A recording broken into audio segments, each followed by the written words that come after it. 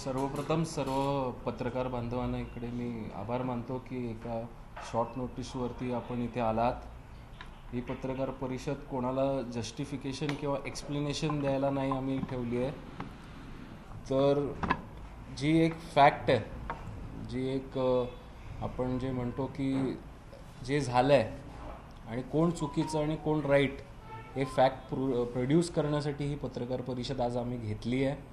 आणि जे काल आरोप आमच्यावरती, माझ्यावरती, राहुलवरती करण्यात आले, उगाचच कुठली तरी कॉन्ट्रोवर्सी ओढून घ्यायची आणि फॅक्ट नसताना बोलणं, हे कुठेतरी सकाळी सकाळी जे येणारी लोक आहेत, माननीय राऊतसाहेब हे आमचे आदरणीय नेते होते, आजही आदरणीय आहेत, पण कुठल्या प्रकारे आणि कुठल्या थराला जाऊन आरोप करायचे याची जाणीव त्यांनी ठेवली पाहिजे. एक पत्रकार म्हणून जर पत्रकारिता करतात तर पत्रकारितेचं पहिलं बेसिक जे ॲडव्हान्टेज किंवा जे काही गोष्टी आहेत त्या आहेत पुराव्यासकट बोलणं. आज जे काल ते बोलले कथित खिचडी घोटाळा, आज त्या घोटाळ्यासंबंधात ज्या ज्या लोकांना अटक करण्यात आली आहे किंवा ज्या चौकशी करण्यात आली आहेत, आज त्याच्यात त्यांच्या आजूबाजूच्या मेजॉरिटी लोक आहेत.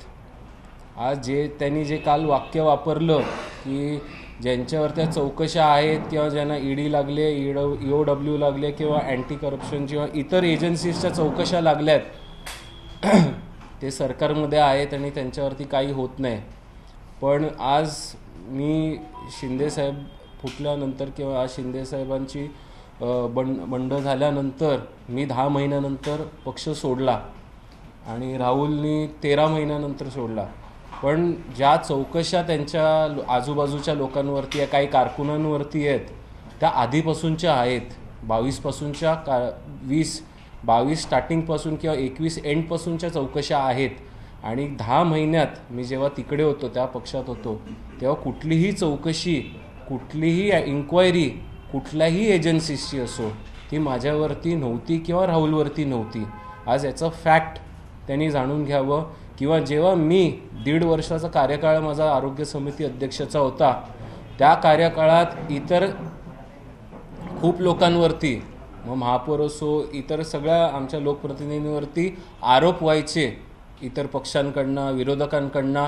पण माझ्यावरती त्या काळात किंवा नंतरच्या काळात जेव्हा महाविकास आघाडी होती किंवा नवीन युती सरकार आली, कुठल्याही कार्यकाळात माझ्यावरती एकही आरोप करण्यात आले नव्हते. आणि मी विथ फॅक्ट बोलतो की कुठल्याही एजन्सीजची इन्क्वायरी किंवा केस माझ्यावरती नाही आहे. मी फक्त प्रेमापोटी शिंदेसाहेबांकडे आलो आहे आणि त्याच्यात आज पब्लिक पोर्टलमध्ये या गोष्टी आहेत की कुठे कुठे कोणावरती केसेस चालू आहेत आणि ज्या केसेस संदर्भात जे बोलत आहेत, आज त्यांचे लोक कशी अडकली आहेत हे आम्ही आता तुम्हाला त्या मांडू. कारण ज्या काही गोष्टी महानगरपालिकेचा खिचडी घोटाळा असो किंवा इतर काही गोष्टींमध्ये जे काही झालेलं आहे, त्याच्यात ऑन रेकॉर्ड यांच्या सगळ्या लोकांची नावं आलेली आहेत. जे ट्रान्झॅक्शन झालेले आहेत ते पब्लिक डोमेनमध्ये आहेत. आणि त्याच्या पुढे जाऊन जर कुठल्या गोष्टी हव्या असतील तर RTIच्या स्वरूपात त्यांनी घ्याव्या. आणि त्याच्यात मी किंवा राहुल कुठेही त्याच्यात आमची नावं आली तर आम्ही आमच्या राजकारणाचा त्याग करायला आज तयार आहोत. पण त्यांची लोकांची नावं तर जग जाहीर झाली आहेत, ट्रान्झॅक्शन झाले आहेत, सगळ्या गोष्टी आलेल्या आहेत. आणि या बाबतीत त्यांनी तो खुलासा कधीच केला नाही की नेहमीच कुठलाही लोकप्रतिनिधी किंवा कुठल्याही पदाधिकाऱ्यांनी जर पक्ष सोडला तर हा चोर, हा खोके सरकार, हे ते, तोपर्यंत हे सगळे शाणे आमचे इकडचे प्रेमी लोक. पण ज्या दिवशी जर पक्ष सोडला तर हा चोर, मग तोपर्यंत का मांडीत घेऊन बसतात? इतर राहुल बोल. नमस्कार. पहली बात तो मैं आपको बोलना चाहूँगा कि मैं आज यहाँ पे बाला साहेब भवन में हमारे स्वर्गीय बाला साहेब ठाकरे साहब की मैं कसम खा के बोलता हूँ, अगर हमारा नाम आपको कोई भी घोटाले में दिखता है, उसका मैं एफिडेविट साथ में लेके आया हूँ. जो मैंने पास्ट में किया वही अभी कर रहा हूँ और ये हाईकोर्ट में भी देने वाला हूँ.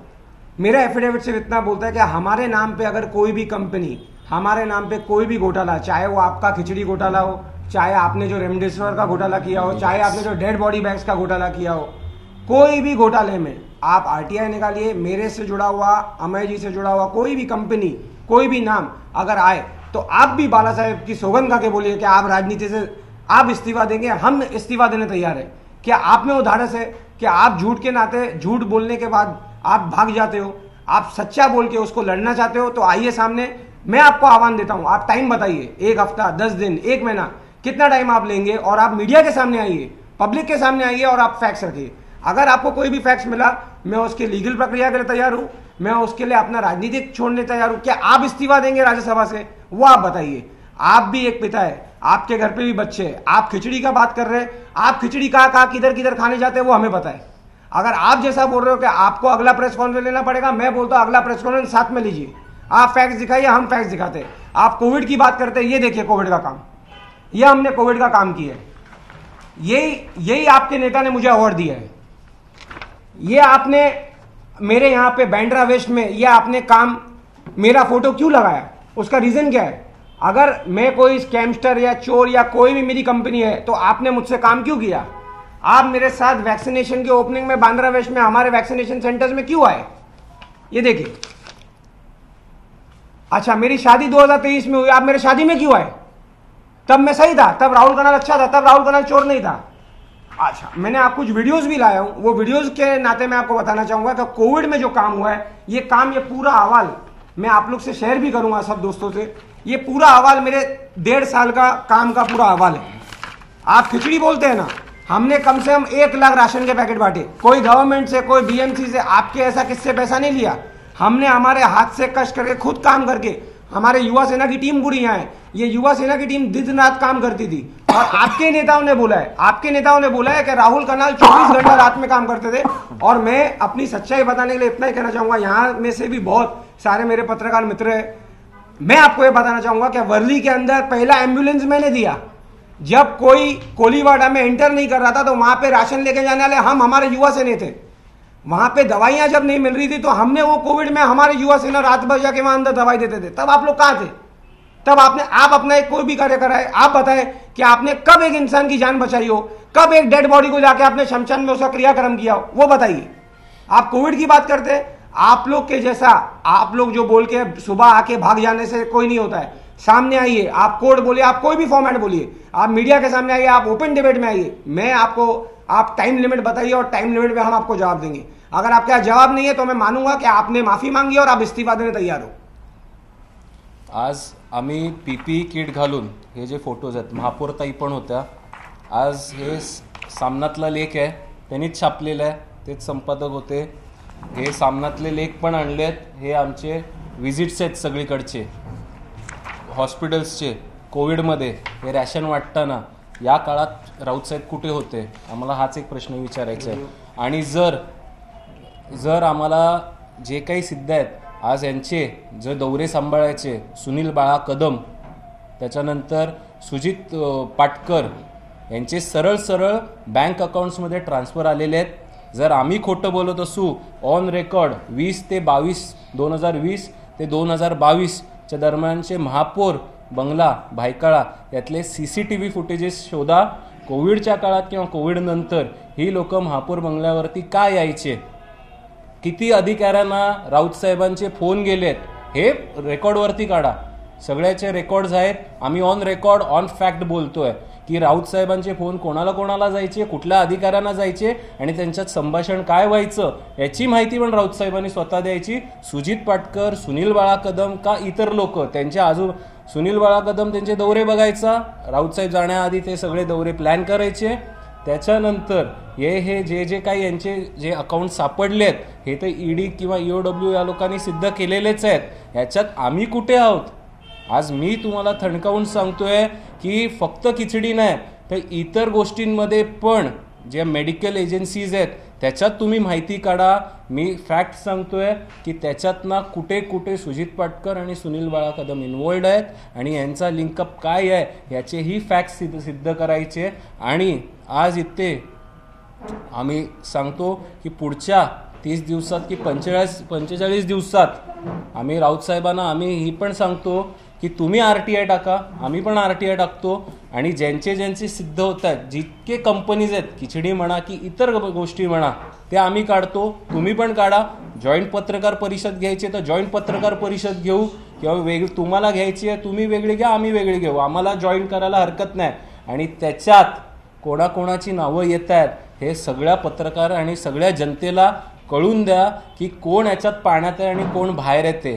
कारण इतर गोष्टींसाठी कसे कोण कोणाला फोन करायचे की माझं हे काम आहे, सुजितचं हे काम आहे, त्याचं काम आहे, हे सिद्ध होत आहे त्याच्यात. आणि मी तर म्हणेन की वरळीच्या हिलटॉप हॉटेलमध्ये कुठला कारकून या 2 वर्षात कामं करत होता आणि 90 ते 100 कोटीचे फंड कसे गायब झाले याची पण माहिती राऊतसाहेबांनी द्यावी आम्हाला, म्हणजे जनतेला कळेल की या 2 वर्षात. आणि हे फॅक्टफुल बोलतोय, त्याचे हिलटॉप हॉटेलचे सगळे CCTV तुम्ही तपासून बघा, पब्लिक पोर्टल करा, आणि कुठले म्हाडा, कुठले PWDचे अधिकारी आणि कुठले महानगरपालिकेचे अधिकारी आलेले आणि कुठल्या कारकुनाला भेटलेले याची पण चौकशी झाली पाहिजे. तुमच्याकडे आहे म्हणून तो पूर्ण हे नाही आहे, पापी लोक आहेत काही लोक तिकडे, आणि त्यांच्यामुळे पक्षाची ही वाताहत झाली आहे की 4 लोकांनी जे घेरून काही लोकांना ठेवलेलं त्याच्यामुळे ही आज अवस्था झालेली आहे.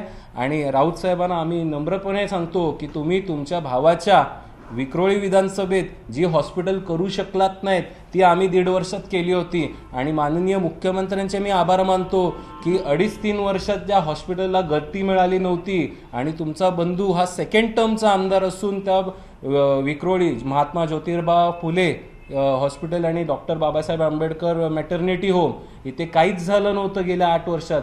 शिंदेसाहेब मुख्यमंत्री आल्यानंतर तिकडे चालना मिळाली आणि येत्या 8 दिवसात त्याचं ओपनिंगसुद्धा, भूमिपूजनसुद्धा करणार आहोत.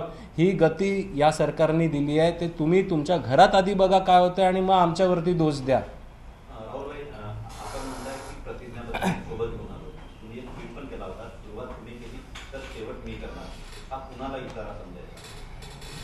दादा देखिए, इशारा क्लियर था. जिन्होंने झूठा आरोप किया ये इशारा उनके लिए है.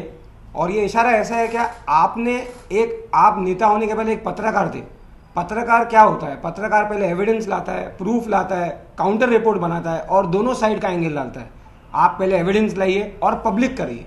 आप आज जब मैं आपके पास आया हूं तो मैं एविडेंस, वीडियो, फोटोग्राफ, मेरे एफिडेविट के साथ आया हूं. मैं किसी पे आरोप करने नहीं आया या अपने आप को सही बताने नहीं आया हूं. तो जब आपके पास है तो आप आइए. बाला साहब ने हमको सिंपल प्रिंसिपल सिखाया है, जब तक आदमी को आप माफ कर सकते हो उसको माफ करो, लेकिन वो अगर आपके ऊपर आए तो उसको छोड़ना नहीं. तो याद रखना, आप सिर्फ बोलते हो, मैं करके दिखाऊंगा, क्योंकि हम एक बार कमिटमेंट देते तो उसको पूरी करते. आणि जर आम्ही चुकीचे असतो, मी किंवा राहुल, पूर्ण 2 वर्षाचा कार्यकाळ काढा, आमचे ट्विट्स काढा, ते तर ऑन पोर्टल आहे. सकाळी 6 वाजेपासून ते रात्री 12-11 पर्यंत, 10 पर्यंत मी असायचो. नंतर राहुल करायचा. ते ट्विट आदित्यजी टॅग करायचे की राहुल ही मदत करणार, मग ही मदत करणार. जर आम्ही चुकीचे होतो तर का टॅग करत होतात आम्हाला? मग आम्ही जर काही चुकीच्या गोष्टी घडल्या होत्या तर आम्हाला का तुम्ही सेव्ह केलं? मग हे उत्तर राऊत साहेब. आता ती माहिती सगळ्यांनी काढावी. राऊत साहेबांनी सांगावी की हिलटॉप हॉटेलमध्ये 90 ते 100 कोटीचा फंड कुठल्या कारकुनाने साफ केला. मी तर म्हणेन ईडीनी चौकशी करावी, EOWनी चौकशी करावी या बाबतीतली. आणि जिथे म्हाडा किंवा PWDचे जे काही अधिकारी होते त्या लोकांनी, त्यांचे पण फुटेज आहे, हे ईडीच्या एजन्सीजनी चौकशी करावी की कुठली एजन्सी असो, त्यांनी चौकशी करावी. आणि जो दोषी त्यात असेल त्याच्यावरती कारवाई झालीच पाहिजे, हे आमची मागणी आहे. प्लस राऊत साहेबांनी जे काही आरोप आमच्यावरती करतायत ते फॅक्टफुली, आज तुमच्या कोणावरती तरी आज आरोप झाले आहेत किंवा आज कारवाई झाली आहे त्याचा राग आमच्यावरती काढायचा तर तसं करू नका. कारण आज आमच्याकडे बऱ्याच काय गोष्टी आहेत सांगण्यासारख्या. PWD म्हाडा कोविड काळात अनेक आरोप, कोविड काळात अनेक भ्रष्टाचार तुम्ही केले, त्यामुळे तुम्ही शिंदे गटामध्ये गेलेत असं देखील राहू. आम्ही मगाशी पण आत्ता बोललो की कुठलेही पब्लिक प्रोफाईल पोर्टल काढा. आज कुठली एजन्सीज ही पब्लिक आहे, मग ED असो, EOW असो, अँटी करप्शन असो की कुठलीही इतर एजन्सीज असो, स्टेट किंवा सेंट्रल, आज त्याच्यात आमची नावं कुठेही तुम्हाला आढळली इन अ केस ऑर इन्क्वायरीसाठी जरी बोलवलं असेल तर आज आम्ही आमचा त्याग करायला तयार आहोत. आमच्यावरती कुठलीही केस नाही आहे का कुठली इन्क्वायरी आमच्यावरती नाही आहे. हे आधीपासून म्हणजे मी तर म्हणेन 2020 पासूनचं काढा तुम्ही ते 2024 किंवा त्याच्या आधीपासूनचं आम्हाला काही नाही. पण यांच्यावरती काय काय चौकशी आहेत. आज जर बँक ट्रान्झॅक्शन झाले आहेत तर RBI चुकीची का, RBIनी पण खोके खाल्ले आहेत का, बँकेनी पण खोके खाल्ले आहेत का, बँक मॅनेजरनी पण खोके खाल्ले आहेत. सगळे बँक ट्रान्झॅक्शन चुकीचे आहेत का जे सापडले आहेत ते. आणि एका कारकुनाने 40 कोटीचं सापडलं फ्लॅट्स प्रॉपर्ट्या.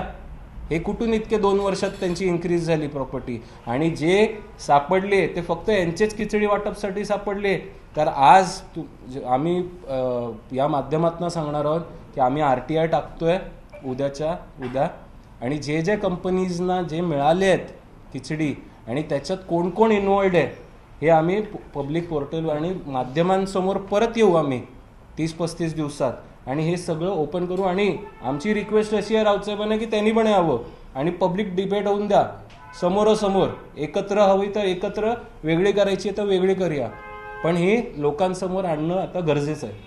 15 वर्षात झाली तर वस्त्रहरण करीत अशा शब्दार्थ त्यांनी जे टीका केली उस पर मैं बोलना चाहूँगा आपको.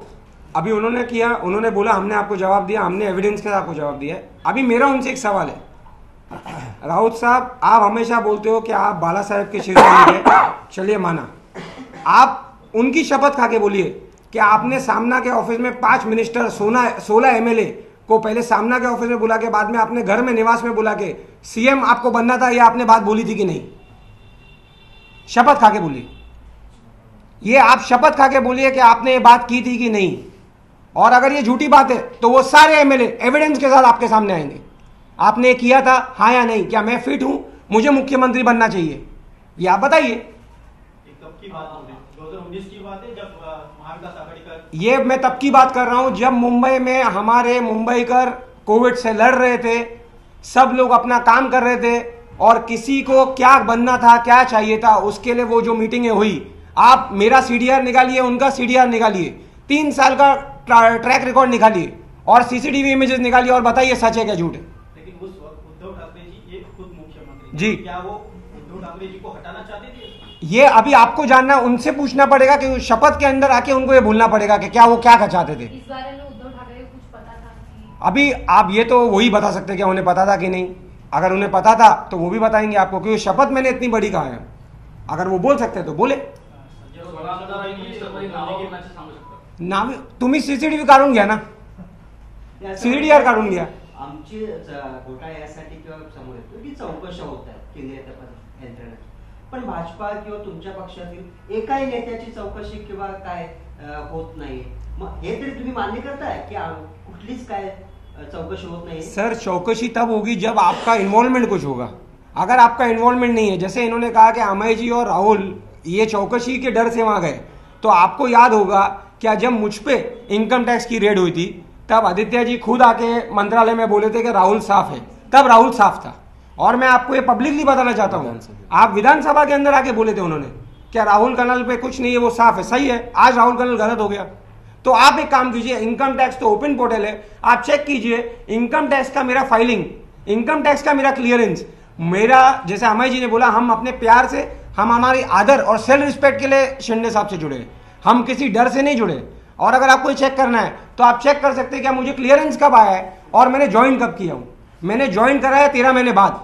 तब तक मैं सही था, बाद में गलत हो गया. ये कौन सी बात है, ये कौन सी न्याय है?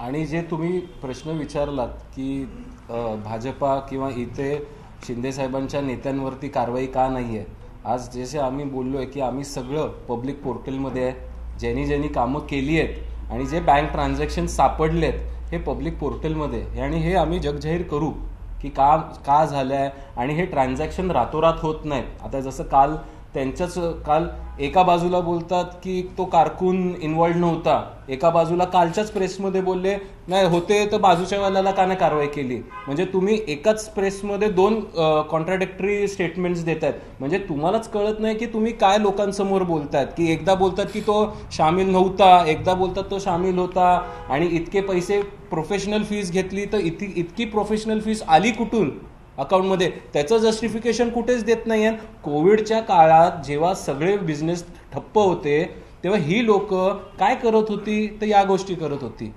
आणि त्याचा जर आरोप आमच्यावरती होत असेल, आता काय करायचं, तर ह्यांना माझी लोक सापडली आहेत ना, तर आता कोणाला डिफेम करायचा, तर राहुल अमयला डिफेम करायचा.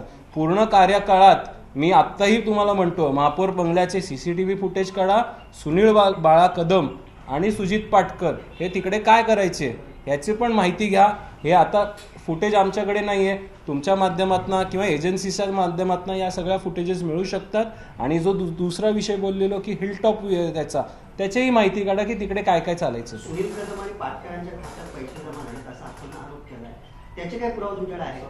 ते तर ईडीकडे पण आहे, EOW कडे पण आहेत, सगळ्या ऑन पब्लिक पोर्टल आहेत ते सगळ्यांकडे, आणि त्या माध्यमातून त्या चौकशा होत आहेत सगळीकडच्या.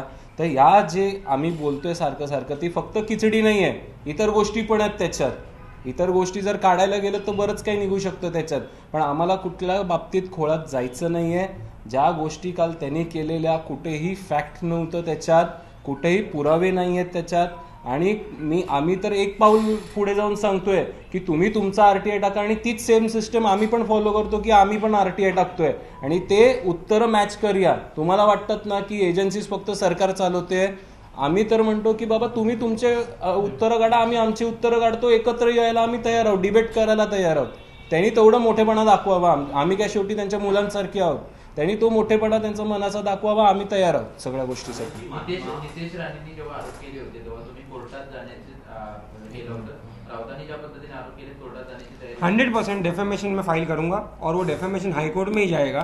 और वहाँ पे आके जैसे अगर पहले बात में उनको हम मौका क्या देंगे कि आपके सामने मीडिया के सामने आके जो सिर्फ सुबह को एक बोलने से कुछ नहीं होता है, उसका पुरावा आपके सामने दिया जाए. अगर वो एक टाइम लिमिट में नहीं दे पाएंगे तो मैं कोर्ट का दरवाजा खटखटाऊंगा और कोर्ट में उनको आके देना पड़ेगा. सिंपल बात यह है क्या मैं एक साई भक्त हूँ, बाला साहेब का प्रिंसिपल पे चलने वाला आदमी हूँ. साई ने महारोग महाराष्ट्र का निकाला था, ये महारोग राहुल कनाल निकालेगा, ये आपको मैं चैलेंज करता हूँ. आणि 2-3 वर्षापूर्वी जेव्हा आम्ही एका केंद्रीय मंत्र्यांना अंगावरती घेतलेलं, त्याच्यानंतर प्रत्येक एजन्सी जागे झालेले, तेव्हा एजन्सी झोपल्या नव्हत्या. जेव्हा महाविकास आघाडी होती त्या काळात मला कुठेच प्रॉब्लेम नाही झाला किंवा कुठल्या विरोधकांनी आमच्यावरती आरोप नाही केले, कारण का माझं एकदम कारभार क्लीन होता, सगळ्यांना घेऊन चालणारा काळ होता. पण याच गोष्टी जर पोटात दुखत असतील कोणाच्या, तर त्याच्यात आमचा काही एक सहभाग नाही आहे. आणि इतर गोष्टी ज्या ज्या आहेत ते सगळ्यांना माहिती आहेत, ऑन रेकॉर्ड आहेत.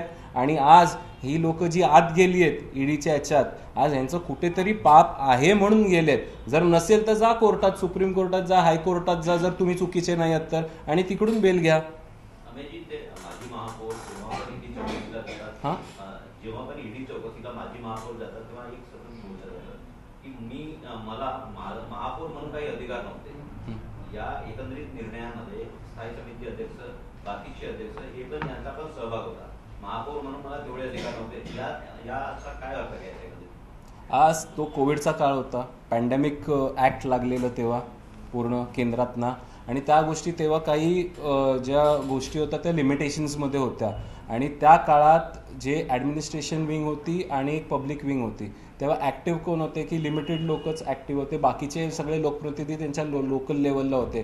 पण इन्फ्लुएन्स काय होत होते, इन्फ्लुएन्शियल काही लोक होती की डायरेक्ट अधिकाऱ्यांना फोन करायचे, टेक्निकल कमिटीजला फोन करायचे, परस्पर करायचे की माझा हा माणूस आहे, माझा तो माणूस आहे, त्या लोकांना तुम्ही मदत करा. ह्या गोष्टी झालेल्या आहेत. आणि म्हणून मी मगाशी तुम्हाला बोललो की तुम्ही डिरेक्ट काढा, रेकॉर्ड्स काढा, कॉल रेकॉर्ड्स काढा की कोणी कोणाला त्या काळात फोन केलेला, म्हणजे दूधचं दूध पाणीचं पाणी होणार. धन्यवाद. राहुलजी लास्ट विधानसभेचं अधिवेशन चालू होतं तेव्हा दिशा सैनिक प्रकरणावरती आदित्य ठाकरेंवरती मोठ्या प्रमाणात आरोप होते. तुम्ही देखील त्यावेळेस त्याच्यासोबत होता, त्यावरती तुम्ही अजून देखील बोलला नाही, काय त्यावरती तुमचं म्हणणं? नहीं, आपको शायद गलतफहमी है. मैं जब शिंदे साहब का पक्ष ज्वाइन किया तभी मैंने बात क्लियर कर दी थी. क्या किसी को भी, बहुत लोगों ने मेरे ऊपर आरोप किए थे, वो आरोप आप जाके ओपन आप चेकिंग कर सकते हैं. मैंने तो रिक्वेस्ट खुद सीएम साहब को किया था कि आप SIT लगाइए, और जहाँ तक मेरी बात है आप पूरा तहकीकात कीजिए. मैं आज भी आपको ऑन रिकॉर्ड बोल रहा हूँ, अगर लाइफ में कभी उनको पर्सनली मिला भी हूँ या एक बार कॉल पे भी बात हुई तो मैं राजनीति छोड़ दूंगा. Thank you.